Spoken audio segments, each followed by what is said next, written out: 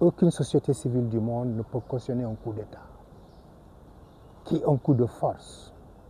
C'est une aberration que de vouloir cautionner que des hommes et des femmes à qui on a remis nos armes, notre armée, nos moyens, ce qui nous protège quand tout ne va pas, que ces gens-là aussi puissent avoir, par derrière nous, devers nous, la capacité de venir nous soumettre à une situation qui nous permet de leur dire « nous vous remettons le pouvoir ». Mais ça ne veut pas dire que cela n'arrive pas. Les coups d'État arrivent à travers le monde. Et ces coups d'État arrivent souvent par des dérapages de gouvernance ou par des problèmes internes qui nécessitent que ceux-là qui étaient chargés de veiller à la sécurité globale de tout le monde puissent penser que dès l'instant qu'ils ne peuvent pas, alors pas du tout, rester dans une logique de partage des choses et de dialogue, et que sans doute on puisse sortir les armes. Et c'est ça le dommage. Parce que tout pouvoir qu'on acquiert par les armes pourrait aussi un jour finir par les armes. Donc, nous ne sommes pas dans ça du tout. Mais cela ne veut pas dire aussi que le citoyen ordinaire ne peut pas penser à une éventualité. Et à mon avis, penser à une éventualité, c'est à mon avis une alerte. Je pense. Mais personne ne peut dire à l'armée viens prendre les choses parce que les civils ne sont pas capables de gérer les choses. Non. Mais il peut arriver, et ça me fait penser à des choses qui étaient arrivées au Mali à l'époque. Le coup d'État que mon ami paix à son âme, Atété avait fait.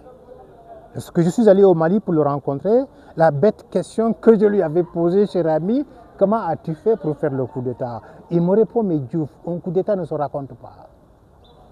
Mais voilà ce qui m'a poussé à faire un coup d'État. Et il me parlait d'indignation, de dérapage, d'insultes et par moments de pouvoir qui était dans la rue.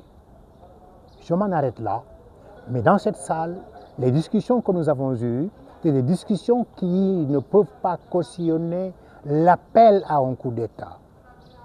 Et on le dit très fort. Mais je pense aussi que je n'ai pas entendu quelqu'un appeler à un coup d'État au Sénégal. Mais vous savez, aujourd'hui dans les débats, dans le numérique, dans les réseaux sociaux, les analyses vont de tous côtés et de tous bords. Et dans ces analyses et dans ces interventions, il peut arriver que certains, dans leurs propos, dans leurs pensées, en fassent allusion. Mais ça ne veut pas dire, à mon avis, que quand ils en parlent, que quelqu'un dans la société civile sénégalaise et africaine puisse cautionner. Nous sommes aujourd'hui en train de regretter des coups d'État dans la sous-région, dans le Sahel. Et on ne peut pas donc regretter cela et vouloir donc encourager cela ici dans un pays qui, pendant 60 ans et quelques, a été l'un des premiers pays de dialogue, de concertation, de démocratie, d'une armée républicaine faite d'intellectuels, de cadres, d'experts. Dans l'armée aujourd'hui, vous y allez, vous y trouvez des docteurs, des maîtrisards. Les plus petits diplômes qu'on a dans l'armée sénégalaise aujourd'hui, c'est la licence. Donc, de ce côté-là, je crois qu'on peut s'apaiser et considérer qu'en réalité, les débats peuvent avoir une autre allure, mais personne ne peut pas appeler au Sénégal à ce qu'il y ait un coup d'État, si je me comprends.